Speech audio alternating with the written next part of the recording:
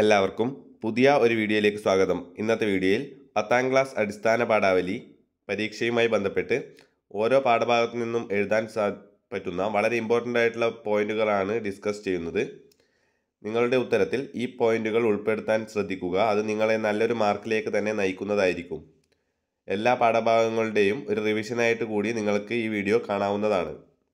വീഡിയോയിലേക്ക് പോകുന്നതിന് മുമ്പായി ചാനൽ ഇതുവരെയും സബ്സ്ക്രൈബ് ചെയ്യാത്ത കൂട്ടുകാർ സബ്സ്ക്രൈബ് ചെയ്ത് തൊട്ടടുത്തുള്ള ബെല്ലൈക്കൺ കൂടി എനേബിൾ ചെയ്യാൻ ശ്രദ്ധിക്കുക. കൂടാതെ നിങ്ങളുടെ കൂട്ടുകാരിലേക്ക് ഷെയർ ചെയ്യാനും വീഡിയോ ഒന്ന് ലൈക്ക് ചെയ്ത് കാണാനും ശ്രദ്ധിക്കുക. അപ്പോൾ നമുക്ക് നേരെ വീഡിയോയിലേക്ക് കടക്കാം. ഒന്നാമത്തെ പാഠം പ്ലാവിലക്കഞ്ഞിയാണ്. തകഴി ശിവശങ്കരപിള്ളയാണ് ഇത് എഴുതിയിട്ടുള്ളത്. അതിലെ പ്രധാന പോയിന്റുകൾ നോക്കാം. രണ്ടിടങ്ങഴി എന്ന നോവലിലെ 17ാം അധ്യായമാണ് ഇത്. ജന്മിത്ത വ്യവസ്ഥ നിലനിന്നിരുന്ന ഒരു കാലഘട്ടത്തിൽ കുട്ടനാട്ടിലെ കർഷക തൊഴിലാളികൾ അനുഭവിച്ചിരുന്ന ദാരിദ്ര്യവും ചൂഷണവും ചിത്രീകരിക്കുന്ന ഒരു പാഠഭാഗമാണ്. ഇതിലെ പ്രധാന കഥാപാത്രങ്ങളായ കോരനും ചിരുതയുടെയും ദാരിദ്ര്യപൂർണമായ ജീവിതമാണ് ഇവിടെ കാണിക്കുന്നത്. ജീവിതത്തിലെ ഇല്ലായ്മകളെ പരസ്പര സ്നേഹവും കരുതലും കൊണ്ട് അതിജീവിക്കുന്നവരാണ് അവർ. ഇത് വളരെ ഇമ്പോർട്ടൻ്റ് ആയിട്ടുള്ളൊരു പോയിൻ്റാണ്. നിങ്ങളുടെ ഉത്തരത്തിൽ ഇത് എഴുതാവുന്നതാണ്. അടുത്തത് ജന്മിത്ത വ്യവസ്ഥയ്ക്കെതിരെ തൊഴിലാളി വർഗം നടത്തുന്ന പ്രതിഷേധത്തിൻ്റെ ആദ്യ സ്വരം കോരൻ്റെ വാക്കുകളിൽ കേൾക്കാം. വിവാഹശേഷം അച്ഛനെ തനിച്ചാക്കി അന്യനാട്ടിലേക്ക് പോകുന്ന കോരനെ തിരക്കി അച്ഛൻ എത്തുന്നു. ജീവിതകാലം മുഴുവൻ ജന്മിക്കു വേണ്ടി അധ്വാനിച്ച് ആയിരക്കണക്കിന് പറ നെല്ല് ഉൽപ്പാദിപ്പിച്ച കോരൻ്റെ അച്ഛൻ ജീവിതാവസാനം കഞ്ഞി കുടിക്കുക എന്ന ആഗ്രഹത്തോടെയാണ് മകനെ തേടുന്നത്. അതായത് എല്ലാവർക്കും നെല്ല് ഉൽപ്പാദിപ്പിച്ച് നൽകിയ ശേഷം അദ്ദേഹത്തിന് അവസാന നാളുകളിൽ കഴിക്കാനായി ഒരു അരി പോലും ഇല്ലാത്ത അവസ്ഥയിലേക്ക് വരുന്നു. കുട്ടനാട്ടിലെ കർഷക തൊഴിലാളികളുടെ ദയനീയ അവസ്ഥയാണ് ഈ പാഠഭാഗത്തിലൂടെ വിശദമാക്കുന്നത്. അച്ഛനോട് താൻ പൊറുക്കാനാവാത്ത തെറ്റാണ് ചെയ്തതെന്ന് കോരൻ തിരിച്ചറിയുകയും അച്ഛൻ്റെ സംരക്ഷണം ഏറ്റെടുക്കുകയും ചെയ്യുന്നത് നമുക്ക് പാഠഭാഗത്തിൻ്റെ അവസാന ഭാഗങ്ങളിൽ കാണാം. ഈ പോയിന്റുകൾ എഴുതിയാൽ നിങ്ങൾക്ക് നല്ലൊരു മാർക്ക് തന്നെ ഈ പാഠഭാഗത്ത് നിന്ന് സ്കോർ ചെയ്യാൻ സാധിക്കും. അടുത്ത പാഠം ഓരോ വിളിയും കാത്ത് എന്ന പാഠഭാഗമാണ്. UK കുമാരനാണ് ഇത് എഴുതിയിട്ടുള്ളത്. പ്രസിദ്ധ കഥാകാരൻ UK കുമാരൻ ഒരു നാട്ടിൻപുറത്തെ പശ്ചാത്തലത്തിൽ രചിച്ച ശ്രദ്ധേയമായ കഥയാണ് ഓരോ വിളിയും കാത്ത്. കുടുംബത്തിൻ്റെ നട്ടലായിരുന്ന അച്ഛൻ്റെ മരണത്തോടെ ഒറ്റപ്പെട്ടു പോകുന്ന അമ്മയുടെ വേദനയാണ് ഇവിടെ ആവിഷ്കരിക്കുന്നത്. ദാമ്പത്യബന്ധത്തിൻ്റെ വ്യത്യസ്തമായ ഒരു മുഖം ഇവിടെ കാണാം. ഇതായിരിക്കണം ഈ പാഠഭാഗത്തുനിന്നുള്ള ഏത് ചോദ്യത്തിൻ്റെയും ഒരു ഇൻട്രൊഡക്ഷനായി നിങ്ങൾക്ക് എഴുതാൻ സാധിക്കുന്നത്. അടുത്തത് പ്രധാനപ്പെട്ട പോയിന്റുകൾ പറയാം. അച്ഛൻ്റെ ഓരോ വിളിക്ക് പിന്നാലെയും ഓടുകയായിരുന്നു അമ്മ. അച്ഛൻ്റെ മരണശേഷം അമ്മയെ തറവാട്ടിൽ തനിച്ചാക്കി പോവാൻ തയ്യാറാകാത്ത മകൻ. മകൻ്റെ നിർബന്ധത്തിന് വഴങ്ങി നഗരത്തിലേക്ക് വരാമെന്ന് സമ്മതിക്കുന്ന അമ്മ. കൂടാതെ കിടപ്പിലായിരുന്നപ്പോൾ പോലും പാടത്തും പറമ്പിലുമുള്ള വിശേഷങ്ങൾ ഉൾക്കണ്ടുകൊണ്ട് മനസ്സിലാക്കിയിരുന്ന അച്ഛൻ കിടപ്പിലായതോടെ കൂടുതൽ ഉത്തരവാദിത്തങ്ങൾ ഏറ്റെടുക്കേണ്ടി വരുന്ന അമ്മ. തൻ്റെ അവശതകൾ മറന്ന് അഹോരാത്രം കഷ്ടപ്പെടുന്നതിനിടയിലും അച്ഛൻ്റെ പരിഭവം കേൾക്കേണ്ടി വരുന്ന അമ്മ. കൂടാതെ അപൂർവ സന്ദർഭങ്ങളിൽ അറിയാതെ അച്ഛനോട് പൊട്ടിത്തെറിച്ചു പോകുന്ന അമ്മ. ഇത് 2 മാർക്കിൻ്റെ ചോദ്യങ്ങളിൽ വരാവുന്ന ഒരു ചോദ്യം തന്നെയാണ്. അത് വളരെ ഇമ്പോർട്ടൻ്റായി നോട്ട് ചെയ്ത് പോകേണ്ടതാണ്. അടുത്തത് മകനോടൊപ്പം നഗരത്തിലേക്ക് പോകേണ്ട ദിവസം. അച്ഛൻ എന്നെ എപ്പോഴും വിളിച്ചുകൊണ്ടിരിക്കുകയാണ്, പിന്നെ ഞാൻ എങ്ങനെ വരിക? അമ്മയുടെ ഈ ചോദ്യം മകനിലുണ്ടാക്കുന്ന ആ ഒരു മാറ്റം വളരെ പ്രധാനപ്പെട്ടതാണ്. മരണശേഷവും അച്ഛൻ തന്നോടൊപ്പം ഉണ്ടെന്ന അമ്മയുടെ വിശ്വാസം അച്ഛനോടുണ്ടായിരുന്ന ആത്മബന്ധത്തെ വെളിവാക്കുന്നു. അടുത്ത പാഠം അമ്മത്തൊട്ടിൽ എന്ന പാഠഭാഗമാണ്. റഫീഖ് അഹമ്മദാണ് ഇത് രചിച്ചിരിക്കുന്നത്. വർത്തമാനകാല സമൂഹത്തിൽ നഷ്ടപ്പെടുന്ന മാനുഷിക ബന്ധങ്ങളുടെ പ്രാധാന്യവും വാർദ്ധക്യത്തെ ഉൾക്കൊള്ളാൻ കഴിയാത്ത പുതുതലമുറയുടെ ചിലരുടെ മനോഭാവവും അനാവരണം ചെയ്യുന്ന കവിതയാണിത്.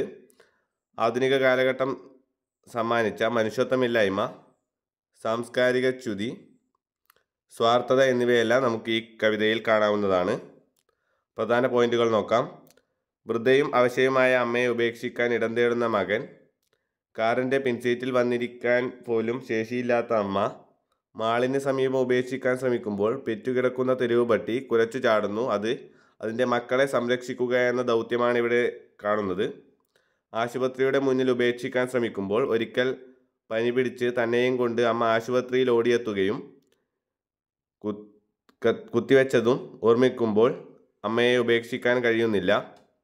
വിദ്യാലയമുറ്റത്തെത്തുമ്പോൾ വിദ്യാലയത്തിലെ ആദ്യ ദിനത്തിൽ അമ്മ നൽകിയ ആശ്വാസം ഓർമ്മയിൽ വരുന്നു. ക്ഷേത്രമുറ്റത്ത് അമ്മയെ ഉപേക്ഷിക്കാൻ എത്തുമ്പോൾ ശ്രീകോവിലിൽ നിന്ന് ഈശ്വരൻ പുറത്തിറങ്ങിയതായി തോന്നുന്നു. ഒടുവിൽ അമ്മയുമായി ബന്ധപ്പെട്ട നിരവധി ഓർമ്മകൾ മനസ്സിലേക്ക് കടന്നു വരുമ്പോൾ തനിക്ക് അമ്മയെ ഉപേക്ഷിക്കാൻ കഴിയില്ല എന്ന് അയാൾ മനസ്സിലാക്കുന്നു. ഈ സന്ദർഭങ്ങളെല്ലാം വളരെ പ്രധാനപ്പെട്ട തന്നെയാണ്. അത് നിങ്ങളുടെ ഉത്തരത്തിൽ ഉറപ്പായും ഉൾപ്പെടുത്തേണ്ടതാണ്. ഒരു പക്ഷേ അപ്പോഴേക്കും അമ്മ കാറിൻ്റെ പിൻസീറ്റിൽ തുറന്ന കണ്ണുമായി നിവർന്നു കിടക്കുന്നതാണ് മകൻ കാണുന്നത്. അതായത് അമ്മ മരിച്ചിരിക്കുന്നു. മങ്ങിപ്പഴകിയ പിഞ്ഞാണവർണ്ണമായി പാടയും പീളയും മൂടിയ കണ്ണുകൾ, ഏറെ പണിപ്പെട്ടു തടച്ചു തുറന്നവർ. പെറ്റുകിടക്കും തെരുവുപട്ടിക്കെന്തൊരു റ്റം കുരച്ചതു ചാടിക്കുതിക്കുന്നു. അന്നത്തെ സൂചിപ്രയോഗത്തിൽ നീറ്റൽ പോലന്നു മനസ്സിലൂടെ അപ്പോൾ കടന്നുപോയി. കട്ടിയേകാന്തത കണ്ണ് പൊത്തിക്കളിക്കുന്നൊരു വിദ്യാലയമുറ്റമുണ്ടന്നിനി. എങ്ങിനി കൊണ്ടിരക്കേണ്ടു സ്വയം ബുദ്ധി കെട്ടു കരിന്തിളിയാറും വരെയവർ. ഈ വരികളിലാണ് ഇത്രയും പോയിന്റുകൾ ഇതിൽ പറയുന്നത്. അതും വളരെ പ്രധാനപ്പെട്ടതായി നോട്ട് ചെയ്ത് വെക്കേണ്ട പോയിന്റുകളാണ്. അടുത്തത് AP ഉദയഭാനുവിൻ്റെ കൊച്ചു ചക്കരിച്ചി എന്ന പാഠഭാഗമാണ്. പ്രകൃതിയിലെ ജീവജാലങ്ങളോടൊപ്പം മനുഷ്യർ സഹജമായ സൗഹാർദ്ദത്തോടെ പുലർത്തിയിരുന്ന ഗ്രാമീണ ജീവിതത്തിൻ്റെ സുന്ദരമായ ദൃശ്യാനുഭവമാണ് കൊച്ചു ചക്കരിച്ചി എന്ന പാഠഭാഗത്ത്. മനുഷ്യരും മരങ്ങളും തമ്മിലുള്ള ബന്ധമാണ് ഇതിലെ പ്രമേയം. പ്രധാന പോയിന്റുകൾ നോക്കാം. AP ഉദയഭാനുവിൻ്റെ തറവാട് വീടായ മുല്ലശ്ശേരിയിൽ പറമ്പിലുണ്ടായിരുന്ന മാവാണ് കൊച്ചു ചക്കരിച്ചി. എഴുത്തുകാരൻ്റെ ജീവിതത്തിലെ രസകരമായ ഓർമ്മകളെ അനുഭവങ്ങളുമായി കൂട്ടിയിണക്കി അവതരിപ്പിച്ചിരിക്കുന്നു. ബാല്യകാലത്തെ മാഞ്ചുവട്ടിലെ ഒത്തുചേരൽ, മാമ്പഴത്തിൻ്റെ വ്യത്യസ്ത രുചികൾ, മാവിൻ്റെ സവിശേഷതകൾ, നാട്ടറിവുകൾ തുടങ്ങിയവയെല്ലാം സൗന്ദര്യാത്മകമായി അവതരിപ്പിച്ചിരിക്കുന്നു. വൃക്ഷങ്ങളിൽ വെച്ച് വൃക്ഷമായത് മാവ് തന്നെയാണ് എന്ന കാര്യം, കൂടാതെ കവികൾക്ക് പ്രിയപ്പെട്ട വൃക്ഷമാണ് മാവ്. അണ്ണാൻ പിറന്നാൾ ആഘോഷിക്കൽ, ഉണ്ണിയിടൽ തുടങ്ങിയ കളികൾ. കുലശ്രേഷ്ഠകൾ എന്നാണ് ലേഖകൻ മാവുകളെ വിശേഷിപ്പിച്ചിരിക്കുന്നത്. നാവുണ്ടായിരുന്നെങ്കിൽ കുടുംബത്തിൻ്റെ കഥ ആ വൃക്ഷം മുത്തശ്ശി പറയുമായിരുന്നു എന്ന പോയിന്റ്. കൂടാതെ നിബിഡവും ശ്യാമളവുമായ തലമുടിയുള്ളവർ, നേരുള്ളവൾ, ചതിയില്ലാത്തവൾ, കുട്ടികളെ പോലെ അരുമത്തം നേടിയവൾ എന്നിങ്ങനെ വ്യത്യസ്തമായ മാനസിക ഭാവങ്ങളാണ് ഈ മാവിനുള്ളത്. ഈ പോയിന്റുകൾ നിങ്ങളുടെ ഉത്തരത്തിൽ ഉൾപ്പെടുത്തേണ്ടവയാണ്. അടുത്തതായി വൈലോപ്പിള്ളി ശ്രീധരമേനോൻ്റെ ഓണമുറ്റത്ത് എന്ന പാഠഭാഗത്തിലെ പ്രധാനപ്പെട്ട പോയിന്റുകളാണ്. മലയാളദേശം ഓണത്തെ എങ്ങനെയാണ് സ്വീകരിക്കുന്നതെന്ന് കവി അതിമനോഹരമായി അവതരിപ്പിച്ചിരിക്കുന്നു. തുമ്പകൾ, മുക്കുറ്റികൾ, നെയ്യാലമ്പുകൾ, രാത്രി, ചെറുകന്യകകൾ, ഉഷസ് എന്നിവയാണ് ഓണത്തപ്പനെ സ്വീകരിക്കാനായി ഒരുങ്ങുന്നത്. മഴയെപ്പോലും വകവയ്ക്കാതെ തുമ്പകൾ മലരിൻ കൂട നിറച്ചു വരിക്കുന്നു. തിരികൾ തെറുത്ത് കൊളുത്താനുള്ള മുഹൂർത്തവും കാത്ത് ദീപക്കുറ്റികളുമായി നറുമുക്കുറ്റിയും വെള്ളത്താലത്തിൽ സ്വർണ്ണക്കിഴിയും കത്തിച്ചു വെച്ചുകൊണ്ട് നെയ്യാലമ്പുകളും നിരന്നു നിൽക്കുന്നു. നിലാവ് നിറഞ്ഞ രാവിൽ കമുക് പൂവരി തൂകി നിൽക്കുന്നു. ഉദയസൂര്യനാകുന്ന വിളക്കിൻ്റെ നാളം അല്പമൊന്നുയർത്തി നാണത്താൽ തൊടുത്ത് കവിളുകളോടെ ഉഷസ് ഒരുങ്ങിയെത്തുന്നു. ഓണത്തപ്പനെക്കുറിച്ചുള്ള ചിന്തകൾ കവിയെ പുള്ളുവനാക്കുന്നു. നാഗരിക സംസ്കാരത്തിൻ്റെ അധിനിവേശത്താൽ നാടുകടത്തപ്പെടുന്ന നാട്ടുനന്മകളെ വിളിച്ചുണർത്തുന്ന ദൗത്യമാണ് ഈ കവിതയ്ക്കുള്ളത്.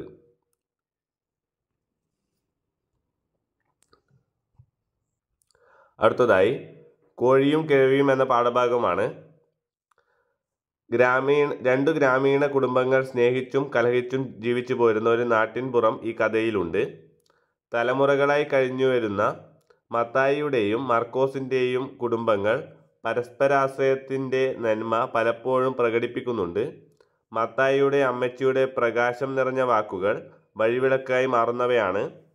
തലമുറകൾക്ക് മുൻപ് തുടങ്ങിവെച്ച സ്നേഹോഷ്മളമായ ബന്ധങ്ങളെ പണത്തിൻ്റെ കണക്കിൽ വിലയിട്ട ലോപാന്തതയെ ഈ കഥ തുറന്നു കാട്ടുന്നു. നേർത്ത നർമ്മത്തിൻ്റെ മേമ്പൊടി വിതറി കഥാപാത്രങ്ങളുടെ ജീവിതഭാവങ്ങൾ സൂക്ഷ്മതയോടെ ചിത്രീകരിക്കുകയും ചെയ്യുന്നു. അടുത്ത പാഠം ശ്രീനാരായണ ഗുരു എന്ന പാഠഭാഗമാണ്. ശ്രീനാരായണ ഗുരുവിൻ്റെ സന്ദേശങ്ങൾ വിലയിരുത്തിക്കൊണ്ട് കുറ്റിപ്പുഴ കൃഷ്ണപിള്ള രചിച്ച ലേഖനമാണ് ശ്രീനാരായണ ഗുരു. മതങ്ങൾക്ക് അതീതമായി ഒരു വ്യക്തിത്വമായിരുന്നു അദ്ദേഹത്തിൻ്റേത്. മനുഷ്യൻ്റെ സമഗ്രമായ വികാസം, വ്യക്തിത്വത്തിൻ്റെ പരിപൂർണമായ സാക്ഷാത്കാരം എന്നിവയായിരുന്നു ഗുരുവിൻ്റെ ലക്ഷ്യം. മലയാളത്തിൻ്റെ മണ്ണിലും മനസ്സിലും രൂപപ്പെട്ടു വന്ന മഹത്തായ മാനവദർശനം എന്ന നിലയിൽ ഗുരുദേവൻ്റെ ജീവിതവും സന്ദേശവും പരിചയപ്പെടുത്തുകയാണ് ഈ പാഠഭാഗത്ത്. പ്രധാന പോയിന്റുകൾ നോക്കാം. മലയാളദേശത്തെ ജാതിക്കോമരങ്ങളിൽ നിന്ന് രക്ഷിക്കാനുള്ള ഗുരുവിൻ്റെ ചിന്തകൾ ഇവിടെ സൂചിപ്പിക്കുന്നു. ഗുരുദേവൻ്റെ സന്ദേശങ്ങളെ ദേശകാലോചിതമായി വ്യാഖ്യാനിക്കേണ്ടിയിരിക്കുന്നു. തപസ്സുകൊണ്ട് നേടിയെടുത്ത വ്യക്തിമഹത്വത്തെ സമൂഹ നന്മയ്ക്കായി വിനിയോഗിച്ചു. മനുഷ്യജാതി എന്ന വിശാലമായ ആശയം അവതരിപ്പിച്ചു. അന്ധവിശ്വാസങ്ങളെയും മൂഢാചാരങ്ങളെയും എതിർത്ത് വിപ്ലവം സൃഷ്ടിച്ച ഉൽപ്പത്തി കൃഷ്ണനാണ് ഗുരുദേവൻ. എല്ലാ നദികളും ചെന്നു ചേരുന്ന മഹാസമുദ്രത്തെ പറ്റി അദ്ദേഹം അവബോധം പകർന്നു. കേരളത്തെ ജാതി പാതാളത്തിൽ നിന്നുയർത്തി ഭ്രാന്തഭാവം ഇല്ലാതാക്കി. അറിവിൻ്റെ വെളിച്ചം കൊണ്ട് വഴി നയിച്ചവനാണ് ജ്ഞാനസിദ്ധൻ. സമൂഹ സമത്വത്തിനു വേണ്ടി സംഘടന രൂപീകരിച്ചു. ധൂർത്തിനെതിരെ ലാളിത്യത്തിൻ്റെ സന്ദേശം നൽകി.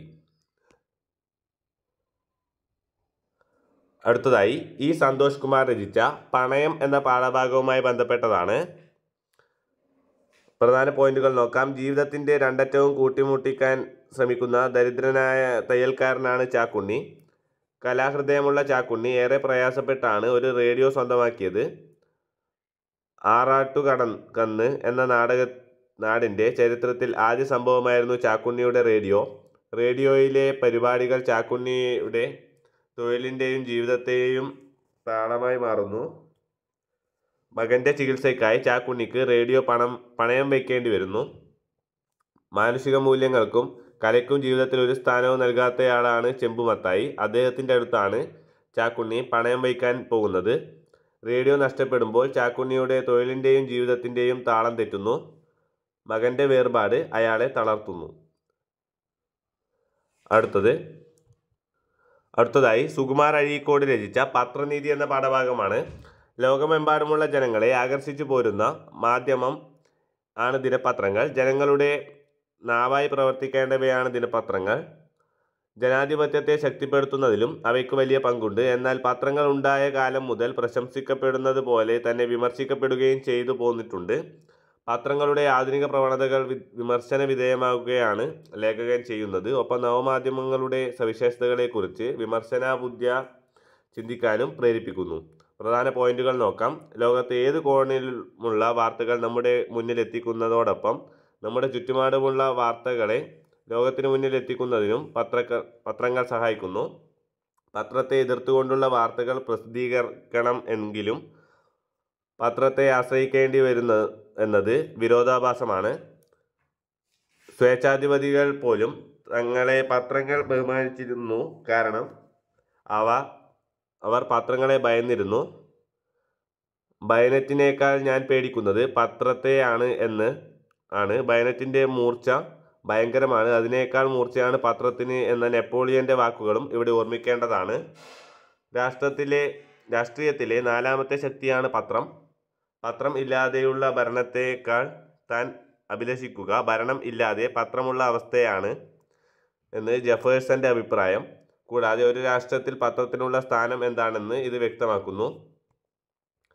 പത്രങ്ങൾ ചെയ്യുന്ന ഏറ്റവും വലിയ സേവനം അച്ചടിച്ചത് കണ്ടാൽ അവിശ്വസിക്കാൻ ജനങ്ങളെ പഠിപ്പിക്കുന്നു എന്നത് സാമുവൽ ബട്ട്ലറാണ് പറഞ്ഞത്.